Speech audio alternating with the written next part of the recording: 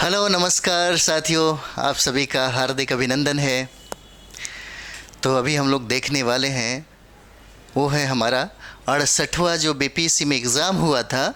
68वीं BPSC में जो प्रारंभिक परीक्षा हुई थी, उसमें जो प्रश्न पूछे गए हैं उसके बारे में हम लोग चर्चा करते हैं, बात करते हैं।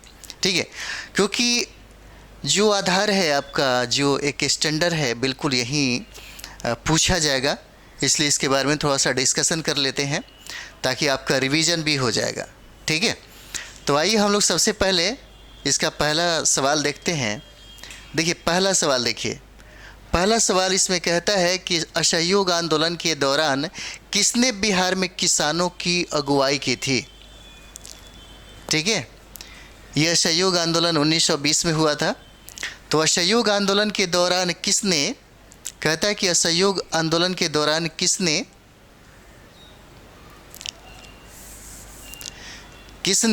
बिहार में किसानों की अगुवाई की थी। तो इसका आंसर आपको ए हो जाता है, ये हो जाते हैं स्वामी विद्यानंद हो जाते हैं। ठीक है, स्वामी विद्यानंद हो जाते हैं। ठीक है, थोड़ा सा इनका डिस्कशन हम लोग देखते हैं। स्वामी विद्यानंद, ये देखिए इसमें कहा गया है, ये कहा गया है कि स्वामी विद्यानंद 1919 और 20 में इन्होंने दरभंगा किसान आंदोलन के प्रमुख नेता के तौर पर उभरे। ये 1919 और 20 में दरभंगा किसान आंदोलन के प्रमुख नेता थे और ये कहा जाता है कि यह विरोध बिहार के सबसे बड़े जमींदारी नेता, मतलब जो राजा थे, दरभंगा राज्य पर केंद्रित था, जो ब्रिटिश भारत के सबसे बड़े रियासतों में से एक था। कहा जाता है कि यह विरोध आर्थिक और जनसांख्यिकी दबाव के संदर्भ में विकसित हुआ था। हम लोग प्रश्न को एक बार और देखेंगे। देखिए कह रहा है यहाँ पे कि असहयोग आंदोलन के दौरान किसने बिहार में किसानों की अगुवाई की थी। तो ये आपका आंसर स्वामी विद्यानंद हो जाता है। लेकिन अगर बात करते हैं हम लोग, यहाँ पे और भी बात करेंगे, तो देखिएगा असहयोग आंदोलन के बारे में इन्होंने कहा। तो असहयोग आंदोलन के अगर बारे में बात करेंगे तो देखिएगा यह 1 अगस्त 1920 को प्रारंभ होता है। 1 अगस्त 1920 को प्रारंभ होता है और इसी दिन बाल गंगाधर तिलक की मृत्यु हो जाती है। बाल गंगाधर तिलक की मृत्यु हो जाती है और इसी असहयोग आंदोलन में महात्मा गांधी ने यह नारा दिया था, ये घोषणा किया था कि 1 वर्ष के अंदर ही हम स्वराज को क्या कर लेंगे, प्राप्त कर लेंगे। ठीक है, ये महात्मा गांधी ने, इन्होंने एक नारा दिया था कि 1 वर्ष के अंदर ही हम स्वराज की प्राप्ति कर लेंगे। 1 अगस्त 1920 को यह आंदोलन प्रारंभ हुआ और इसी दिन तिलक की मृत्यु हो जाती है। ठीक है, एक चीज़ और भी कहा जाता है इनके बारे में। देखिएगा उसी समय आक्रोश जनता में इतना भर गया था, इतना ज़्यादा हो गया था कि देखिएगा चौरी चौरा की घटना हो जाती है। यह घटना, चौरी चौरा की अगर घटना के बारे में देखा जाए तो देखिएगा ये 5 फरवरी 1922 को होता है। 5 फरवरी 1922 को होता है और ये उत्तर प्रदेश में एक जगह है गोरखपुर, वहीं से ये चौरी चौरा घटना घट जाती है। कहा जाता है कि यहाँ पे लगभग कुछ आक्रोशी जो लोग होते हैं, उन्होंने लगभग 22 पुलिसकर्मियों को जिंदा जला देते हैं। इसी हतोत्साहित होकर के महात्मा गांधी, देखिए महात्मा गांधी क्या करते हैं, इस आंदोलन को वापस ले लेते हैं। इस आंदोलन को वापस ये 12 फरवरी 1922 को ले लेते हैं। ठीक है, 1922 को क्या करते हैं, ये वापस ले लेते हैं। हालांकि बहुत सारे जो राष्ट्रीय नेता हैं इनका विरोध करते हैं, लेकिन क्या होता है कि अंग्रेज़ी जो हुकूमत होती है इनको 6 वर्ष की सज़ा दे देती है। और कहा जाता है 6 वर्ष की जब सज़ा दे देती है तो कहा जाता है कि 1924 में मतलब स्वास्थ्य लाभ इतना ख़राब हो जाता है कि इसका फ़ायदा उठा करके इनको रिहा कर दिया जाता है। ठीक है, अगर बात हम लोग करते हैं यहाँ पे देखिएगा राजकुमार शुक्ल का, तो ये देखिएगा राजकुमार शुक्ल ये चंपारण के एक बहुत ही बड़े किसान नेता थे और इन्होंने अपनी पूरी ज़िंदगी, अपनी पूरी मतलब समझिए कि सारी धन संपत्ति, यानी कि सबका सब कुछ किसान आंदोलन में ये लगा देते हैं। कहा जाता है राजकुमार शुक्ल के बारे में कि चंपारण में इस तरीके से किसानों की अगुवाई करते हैं कि अगर देखा जाए तो इतिहास में इस तरह से लिखा नहीं गया है चंपारण सत्याग्रह को लेकर के जिस तरह से महात्मा गांधी को दिखाया गया है। राजकुमार शुक्ल के बारे में कहा जाता है कि इन्होंने लगभग यानी कि 250 बीघा से मतलब 250 जो पशु होते हैं और लगभग बहुत सारा मतलब समझिए कि ज़मीन होता है, उसको सब बेच करके किसान आंदोलन में लगा देते हैं। जब इनकी मृत्यु होती है तो उस समय इनकी मतलब कफ़न खरीदने के लिए पैसे नहीं होते हैं, तो चंदा इकट्ठा करके इनका काम मतलब क्रियाक्रम किया जाता है। ऐसी स्थिति थी और ये बहुत ही समझिए कि इन्होंने किसानों की स्थिति को बहुत बेहतर बनाने के लिए अंग्रेज़ी हुकूमत के सामने प्रत्यक्ष रूप से लड़ गए। इन्होंने ही 1916 के अधिवेशन लखनऊ में जब होता है तो महात्मा गांधी से मिलते हैं और महात्मा गांधी को आमंत्रित करते हैं चंपारण में आने के लिए। और तब 1917 में महात्मा गांधी चंपारण के लिए रुख करते हैं और इनका पहला सत्याग्रह जो होता है चंपारण सत्याग्रह होता है महात्मा गांधी का। और ये महात्मा गांधी का जो चंपारण सत्याग्रह है यह पूर्ण रूप से सफल हो जाते हैं। बात हम लोग करते हैं श्री कृष्ण सिंह का। तो श्री कृष्ण सिंह के बारे में कहा जाता है कि यह बिहार के प्रथम कांग्रेसी मुख्यमंत्री थे और इनका जो शासनकाल था, इनका जो काल था, ये बहुत ही लंबा रहा है। ठीक है, श्री कृष्ण सिंह का। तो चलिए हम लोग अगला देखते हैं। अगला सवाल देखिए। अगला सवाल यहाँ पे है, देखिए अगला सवाल कहता है कि प्रथम बार संघर्ष के तरीकों के रूप में स्वदेशी एवं बहिष्कार किसके दौरान अपनाए गए थे। 2 नंबर सवाल क्या हो जाएगा, कहता है कि बताइए प्रथम बार संघर्ष के तरीकों के रूप में स्वदेशी, याद रखिएगा स्वदेशी और बहिष्कार किसके दौरान अपनाए गए थे। तो ये देखिए ये बंगाल विभाजन के समय अपनाया गया था। इसका आंसर बी हो जाएगा।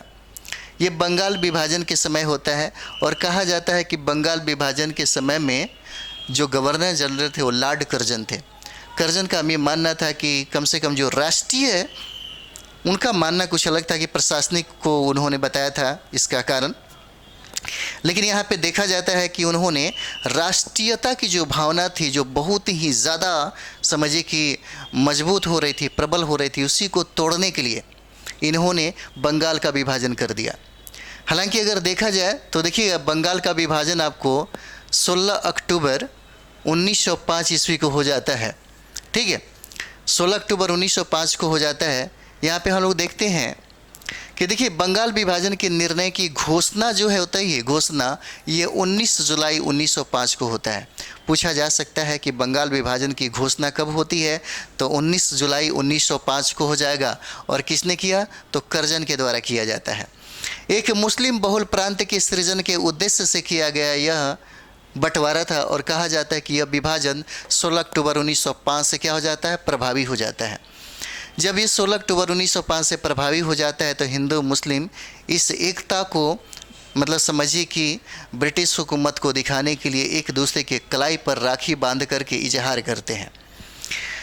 तो ये देखिएगा इसके विरोध में संपूर्ण देश में बंग भंग आंदोलन शुरू हो जाता है। और इसी समय कहा जाता है, इसी समय देखिएगा इस समय कहा जाता है कि जो भारत के लोग हैं वो विदेशी वस्तुओं का बहिष्कार कर देते हैं और जो स्वदेशी है, स्वदेशी यानी जो बनाई गई वस्तुएं हैं उसको लोग अपना लेते हैं। इसमें ये बहुत बड़ा मतलब जो मुद्दा है ये हो जाता है। इसमें यह निर्णय लिया गया कि अंग्रेजी वस्तुओं का बहिष्कार किया जाए। ठीक है, और केवल जो देसी था, देसी वस्तुओं का ही उपयोग किया जाए, ऐसी घोषणा मतलब इसमें किया गया। ठीक है, यहाँ पे देखते हैं, देखिए इसमें और भी फैक्ट कहता है कि साइमन कमीशन के भारत आगमन। देखिए साइमन कमीशन जब भारत में आए थे, इसको विरोध में लाला लाजपत राय जब विरोध कर रहे थे तो उनके सर पे लाठी लग गया, सॉन्डर्स के द्वारा लाठी चलाई गई जिसके वजह से इनकी मृत्यु हो जाती है। ठीक है, और ये साइमन कमीशन का विरोध बहुत ही व्यापक रूप से किया जाता है और 1928 में देखा जाए तो आपको पटना में भी साइमन कमीशन का बहुत ही व्यापक रूप से इसका बहिष्कार किया जाता है। अगला हम लोग देखते हैं होम रूल आंदोलन। तो होम रूल आंदोलन की अगर बात कर दी जाए तो देखिएगा इसको बाल गंगाधर तिलक के द्वारा चलाया जाता है, तिलक के द्वारा चलाया जाता है यहाँ पे, तिलक के द्वारा। और दूसरा बात अगर देखा जाए तो ये इसे एनी बेसेंट के द्वारा चलाया जाता है, एनी बेसेंट के द्वारा चलाया जाता है। ठीक है, और देखिएगा अगर बाल गंगाधर तिलक की अगर बात कर दी जाए तो बाल गंगाधर तिलक के गुरु हो जाते हैं दादा भाई नौरोजी हो जाते हैं। दादा भाई नौरोजी जो हैं ये तिलक के गुरु होते हैं। ठीक है, तो ये सारा चीज़ होता है। चलिए अगला हम लोग देखते हैं। अगला प्रश्न देखिए। अगला प्रश्न है यहाँ पे 1906 में। प्रश्न कहता है कि 1906 में आयोजित भारतीय राष्ट्रीय कांग्रेस के कलकत्ता अधिवेशन में भारत के लिए स्वराज का झंडा किसके द्वारा फहराया गया है। कहता है कि स्वराज का झंडा किसके द्वारा फहराया गया है। देखिए इसका आंसर हो जाता है बी, दादा भाई नौरोजी के द्वारा। किसके द्वारा? तो देखिए ये दादा भाई नौरोजी के द्वारा हो जाते हैं। देखिए दादा भाई नौरोजी के बारे में अगर देखा जाए तो देखिएगा ये ईस्ट इंडिया एसोसिएशन की स्थापना करते हैं। ईस्ट इंडिया एसोसिएशन की स्थापना करते हैं। ठीक है, ईस्ट इंडिया एसोसिएशन की स्थापना ये लंदन में करते हैं। कहा जाता है दादा भाई नौरोजी के बारे में कहा जाता है, इनके बारे में कहा जाता है कि ये पहली बार ब्रिटिश संसद के लिए चुने गए प्रथम भारतीय थे। और ये भी कहा जाता है दादा भाई नौरोजी को वयोवृद्ध नेता के रूप में देखा जाता है। और देखा जाए तो कांग्रेस के जितने भी राष्ट्रवादी नेता होते हैं उसमें सबसे ज़्यादा सम्मान दादा भाई नौरोजी को प्राप्त होता है। दादा भाई नौरोजी प्रथम पारसी थे जिन्होंने कांग्रेस की अध्यक्षता किया था। और बात करें कि कांग्रेस की अध्यक्षता के बारे में, तो कांग्रेस की अध्यक्षता दादा भाई नौरोजी 3 बार करते हैं। हालांकि उनका एक पुस्तक है जिसका नाम है poverty and unrule British rule in India, उसमें उन्होंने पहली बार धन निष्कासन का सिद्धांत दिया। किसने? तो दादा भाई नौरोजी ने धन निष्कासन का सिद्धांत दिया। ठीक है, और तिलक की बात किया जाए तो देखिएगा दादा भाई नौरोजी को इन्होंने अपना गुरु स्वीकार कर लिया। ठीक है, दादा भाई नौरोजी गुरु रहते हैं बाल गंगाधर तिलक के। अब बात हम लोग करते हैं यहाँ पे। देखिएगा एओ ह्यूम की अगर बात कर दिया जाए तो देखिएगा 1885 से लेकर के 1907 तक ये कांग्रेस के महासचिव होते हैं। ठीक है, कांग्रेस के क्या होते हैं देखा जाए यहाँ पे तो 1885 से लेकर के 1907 तक ये कांग्रेस के महासचिव रहते हैं। इनको कांग्रेस का जनक कहा जाता है, शिमला का संत कहा जाता है। ठीक है, और देखा जाए तो एओ ह्यूम एक सिविल सर्विस के पद पे विराजमान होते हैं। उस समय ये रिटायर हो जाते हैं जिस समय इन्होंने कांग्रेस की स्थापना किया। ये स्कॉटलैंड के निवासी होते हैं। ठीक है, ये स्कॉटलैंड के क्या होते हैं?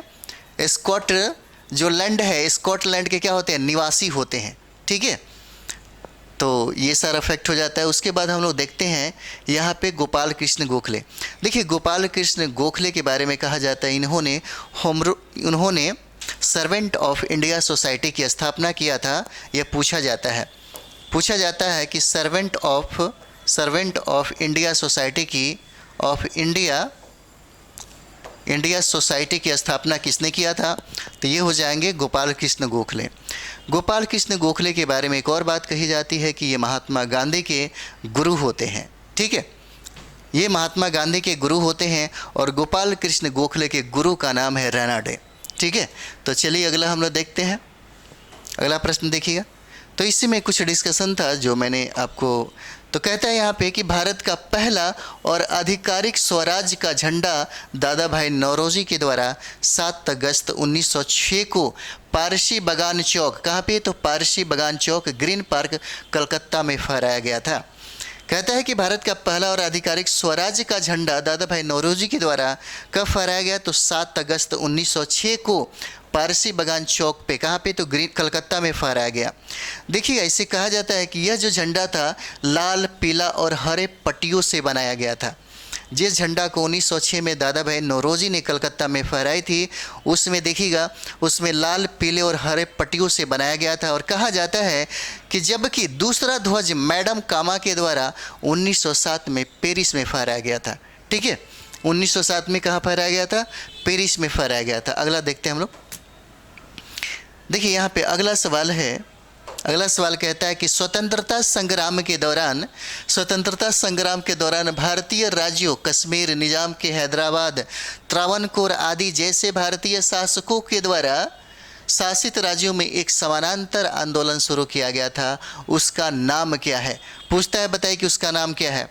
ठीक है, तो इसका आंसर आपको बी हो जाता है, प्रजामंडल आंदोलन। ठीक है, प्रजामंडल आंदोलन होता है इसका आंसर, प्रजामंडल आंदोलन होता है। देखिए यहाँ पे एक कुछ डिस्कशन है। कहता है कि जन आंदोलन एक सामान्य स्थिति को संदर्भित करता है जहाँ विभिन्न आंदोलनों का आयोजन रियासतों में किया गया था। कहता है कि इसे विभिन्न रूपों में जाना जाता था, पीपल्स कॉन्फ्रेंस आंदोलन, प्रजा मंडल और लोक परिषद के रूप में। ठीक है, तो आगे देखते हैं हम लोग। अगला प्रश्न देखिए, अगला प्रश्न देखते हैं। देखिए कहा जाता है कि भारतीय स्वतंत्रता संग्राम के बारे में निम्नलिखित में से कौन सा कथन सही नहीं है। कहता है कि कौन सा कथन सही नहीं है ये बताइए। प्रश्न पूछा गया था 68 में आपसे। कहता है कि भारतीय स्वतंत्रता संग्राम के बारे में निम्नलिखित में से कौन सा कथन सही नहीं है। तो ये 5 नंबर सवाल हो जाता है। तो देखिएगा ये हो जाता है आपका आंसर सी हो जाएगा। कहता है कि 1921 में महात्मा गांधी को गिरफ्तार कर लिया गया था। 1921 में नहीं किया गया था, ठीक है, ये 1922 में इनको किया गया था। ठीक है, और देखिएगा 1924 में स्वास्थ्य लाभ का फ़ायदा उठा करके ये रिहा भी हो जाते हैं। हालांकि इनको 6 वर्ष की सज़ा मिलती है, 6 वर्ष का कारावास मिलता है, लेकिन स्वास्थ्य लाभ का फ़ायदा उठाकर ये रिहा हो जाते हैं। और कहा जाता है कि ये इनके बारे में कहा जाए कि देखिएगा महात्मा गांधी को गिरफ्तार 1921 में कर लिया जाए। चौरी चौरा कांड के समय में देखा जाए तो 5 फरवरी 1922 को ये मतलब कांड हो जाता है। 5 फरवरी 1922 को कांड होता है। और ये चौरी चौरा की बात करिए तो उत्तर प्रदेश के गोरखपुर में यह जगह होता है, वहीं पे घटना घटती है। महात्मा गांधी इससे क्षुब्ध होकर के 12 फरवरी 1922 ईस्वी को इसे वापस ले लेते हैं। ठीक है, और ये उस समय की घटना थी जिसमें मतलब राष्ट्रीय जो भावना थी बहुत ही ज़्यादा प्रबल हो रही थी, और लोगों ने मतलब वहाँ पे जेल में क्या कर दिया कि 22 पुलिसकर्मियों की उन्होंने जिंदा जला दिया था इसी एवज में। तो ये आपका आंसर क्या हो जाता है, इसका आंसर सी हो जाएगा। ठीक है, आइए कुछ डिस्कशन इसमें देखते हैं। देखिए इसमें कह रहा है कि चौरी चौरा कांड के बाद असहयोग आंदोलन वापस ले लिया गया, सही है। हालांकि उन्होंने राष्ट्रीय विद्रोह को रोक दिया था, परंतु 12 फरवरी 1922 को महात्मा गांधी को गिरफ्तार कर लिया गया था। और कहा जाता है कि 18 मार्च 1922 को उन्हें देशद्रोही सामग्री प्रकाशित करने के लिए 6 साल की कैद कर दिया गया था। 18 मार्च 1922 को कहा गया कि देशद्रोही सामग्री को प्रकाशित करने के खिलाफ, और इसके कारण इनको 6 साल का क्या किया गया, कारावास दे दिया गया। लेकिन 1900 अगर बात करें हम लोग तो 1900 देखिएगा 1924 में महात्मा गांधी को रिहा कर दिया जाता है। ठीक है, तो चलिए अगला देखते हैं हम लोग। अगला प्रश्न देखते हैं। देखिए अगला प्रश्न है यहाँ पे, कहता है कि निम्नलिखित में से किस युद्ध में मुख्य विरोधियों का सही उल्लेख नहीं किया गया है। कहता है कि किस में सही उल्लेख नहीं किया गया है, तो क्या हो जाएगा। देखिए पानीपत का द्वितीय युद्ध टिप्पू सुल्तान और मराठा, ये गलत है। ठीक है, ये गलत हो जाता है। पानीपत का द्वितीय युद्ध टिप्पू सुल्तान और मराठा, ये गलत है आपका। इसमें देखिए डिस्कशन देखिए, कहता है यहाँ पे अगर बात कर दें हम लोग पानीपत का प्रथम युद्ध कब हुआ था, तो पानीपत का प्रथम युद्ध की बात करें तो देखिए ये 1526 ईस्वी में होता है। कब, तो 21 अप्रैल 1526 ईस्वी को होता है। और पानीपत का अगर प्रथम युद्ध के बारे में कहा जाए कि भाई किन दो मतलब सम्राटों के बीच में हुआ था, तो ये देखिए बाबर और इब्राहिम लोदी के मध्य में लड़ा गया था। बाबर और इब्राहिम लोदी के मध्य में पानीपत का प्रथम युद्ध लड़ा गया था, जिसमें बाबर विजयी हो गया था। ठीक है, दूसरा देखते हैं पानीपत का द्वितीय युद्ध जो है, पानीपत का द्वितीय युद्ध 1556 में लड़ा गया था। 5 नवंबर 1556 को लड़ा गया था, और ये अकबर और हेमू के बीच में था, जिसमें अकबर विजयी हो जाते हैं। अगला देखते हैं हम लोग हल्दी घाटी का युद्ध जो है 18 जून 1576 को लड़ा जाता है। 18 जून 1576 को लड़ा जाता है, और ये लड़ाई होती है महाराणा प्रताप और अकबर के मध्य में होता है, और इसमें भी विजयी अकबर ही हो जाते हैं। ठीक है, अकबर ही हो जाते हैं। ठीक, चलिए अगला देखते हैं हम लोग। अगला देखिए अगला सवाल है, कह रहा है यहाँ पे कि दिल्ली सल्तनत के दौरान, कहता है दिल्ली सल्तनत के दौरान मुकद्दम या चौधरी पद का इस्तेमाल किन के लिए किया जाता था। 7 नंबर सवाल है, किन के लिए किया जाता था, कौन सा। तो देखिए मुकद्दम या चौधरी पद का इस्तेमाल देखिए गांव के सरपंच के लिए किया जाता था। आंसर क्या हो जाएगा, सी हो जाता है, गांव के सरपंच के लिए इसका इस्तेमाल किया जाता था। देखते हैं थोड़ा डिस्कशन इसका। देखिए कहते हैं मुकद्दम या चौधरी ग्राम प्रधान थे और इनमें ही उच्चतम राजस्व प्राधिकरण था। आज भी गांव के मुखिया को उनके क्षेत्रों में चौधरी कहा जाता है, ये बात सही है। चलिए अगला सवाल देखते हैं हम लोग।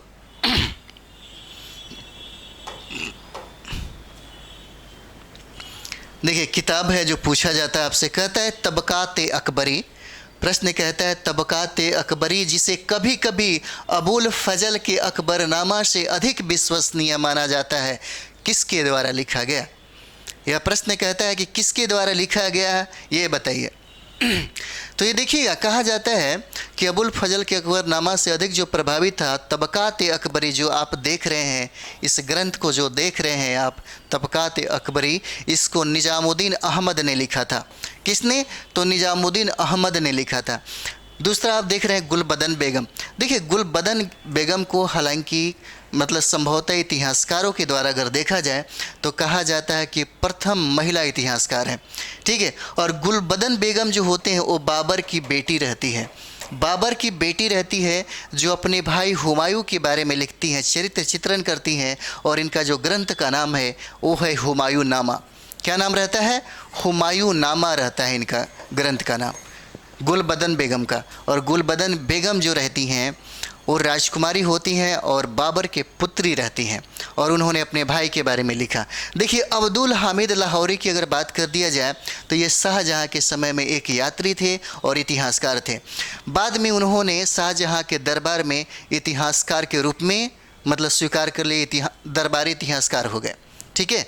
ये अब्दुल हामिद लाहौरी और ये हो जाते हैं आपको शाहजहाँ के समय में। शाहजहाँ के समय में उन्होंने क्या किया था, शाहजहाँ के समय की अगर बात किया जाए तो देखिएगा। और एक चीज़ और भी है, इन्होंने बादशाहनामा लिखा था, इन्होंने बादशाहनामा लिखा था, बादशाहनामा लिखा था इन्होंने। किसने, तो अब्दुल हामिद लाहौरी ने लिखा था, ठीक है। चलिए अगला देखते हैं हम लोग। इनके बारे में थोड़ा सा जानते हैं। देखिए कहता है कि इसमें तबकात अकबरी मुगल बादशाह अकबर के काल का आधिकारिक इतिहास ग्रंथ है। कौन सा, तो तबकात अकबरी। कहता है कि मुगल दरबारी और इतिहासकार निजामुद्दीन अहमद ने इस ग्रंथ को फारसी में लिखा था। पूछा जा सकता है किस में लिखा गया, तो फारसी में लिखा गया। देखिए तिथि और भौगोलिक वर्णन की दृष्टि से यह ग्रंथ सर्वाधिक विश्वसनीय माना जाता है। किस लिए, तिथि और भौगोलिक वर्णन के लिए। इसे तबकात अकबरी एवं तारीख निज़ामी भी कहा जाता है। क्या कहा जाता है, तबकात अकबरी कह सकते हैं या तारीख निज़ामी के नाम से भी इसको जाना जाता है, ठीक है।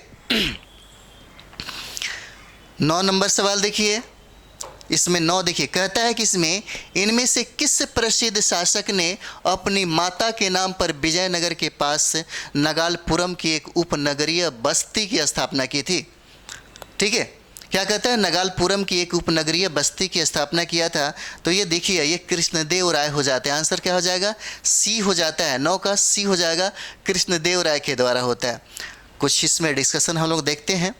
तो देखिए ये वाला कहता है कि महान राजा कृष्णदेव राय का जन्म 16 फरवरी 1471 ईस्वी को कर्नाटक के हम्पी में हुआ था। देखिए कृष्णदेव राय के बारे में कहा जाता है कि बहुत ही प्रतापी सम्राट थे और इनके समय में पुर्तगाली यात्री बहुत आते थे, ठीक है।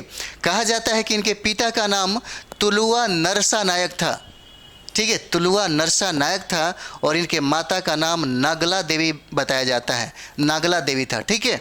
इनके पिता का नाम तुलुआ नरसा नायक था और इनके माता का नाम नागला देवी होता है। और कहा जाता है कृष्णदेव राय तेलुगु साहित्य के महान विद्वान थे। इनके बारे में कहा जाता है कि ये तेलुगु साहित्य के महान विद्वान थे। उन्होंने तेलुगु के प्रसिद्ध ग्रंथ कौन सा, अमुक्तमाल्यद या विश्वस्तीय की रचना किया था। अमुक्तमाल्यद या विश्ववितीय की रचना इन्होंने किया था। ठीक है। अगर हम लोग बात करें, कृष्णदेवराय ने संस्कृत भाषा में एक नाटक लिखी थी जो पूछा जाता है बार बार, इसका नाम है जाम्बवती कल्याण। जाम्बवती कल्याण की भी रचना उन्होंने किया था। कहा जाता है कृष्णदेवराय को आंध्र भोज की उपाधि प्रदान की थी और कृष्णदेवराय को आंध्र भोज के नाम से भी जाना जाता है। इसके अलावा उन्हें अभिनव भोज और आंध्र पितामह भी कहा जाता है। ठीक है। इसके अलावा उन्हें अभिनव भोज और आंध्र पितामह भी कहा जाता है। ठीक है। ये आपके एग्ज़ाम के लिए बहुत ज़्यादा फ़ायदेमंद हो जाएगा। एक ये कह सकते हैं कि आपके लिए सबसे अच्छा रहेगा, एक रिवीजन भी अच्छा मिल जाता है। ठीक है। और इसको देख लेंगे मतलब तो ज़्यादा फ़ायदा हो जाएगा, क्योंकि जब भी हम लोग एग्ज़ाम देने जाते हैं तो कम से कम प्रीवियस ईयर का ज़रूर एक बार अवलोकन कर लेते हैं, ताकि हमें अंदाज़ा चल जाता है कि प्रश्न का स्टैंडर्ड कैसे पूछा जाएगा। ठीक है। तो देखिए, कहता है अगला सवाल जो है, 1940 में पटना महिला महाविद्यालय की स्थापना निम्नलिखित में से किस समाज के द्वारा किया गया था। ये हमारा सेशन का अंतिम सवाल है। ठीक है। कहता है कि 1940 में, कहा तो 1940 में पटना महिला महाविद्यालय की स्थापना निम्नलिखित में से किस समाज के द्वारा किया गया था। तो इसका आंसर क्या हो जाएगा, सी आंसर हो जाता है। किसके द्वारा, sister of the apostolic Carmel के द्वारा किया जाता है। ठीक है। ये आंसर आपका क्या हो जाता है, सी आंसर हो जाएगा। और इसी के साथ ये सेशन समाप्त होता है। ये बारी बारी से जितने भी प्रश्न पूछे जाते हैं हम आपको करा देते हैं। ठीक है। ये सेशन आपके लिए बहुत ही फ़ायदेमंद हो जाता है। तो इससे थोड़ा सा आप अपने तरफ से ज़्यादा इसको शेयर करें, लाइक और सब्सक्राइब करें। ठीक है। बाकी आपके पास बिहार का जो स्पेशल है, बिहार स्पेशल की बात करें तो स्पेशल का सीरीज चल रहा है, बहुत अच्छा है। उसके बाद देखेंगे करंट अफेयर्स भी चल रही है, उसके बाद पॉलिटी भी चल रहा है, हिस्ट्री भी और साइंस भी, सारा चीज़ चलेगा। तो चलिए अगला वीडियो में हम लोग मिलते हैं। Thank you very much.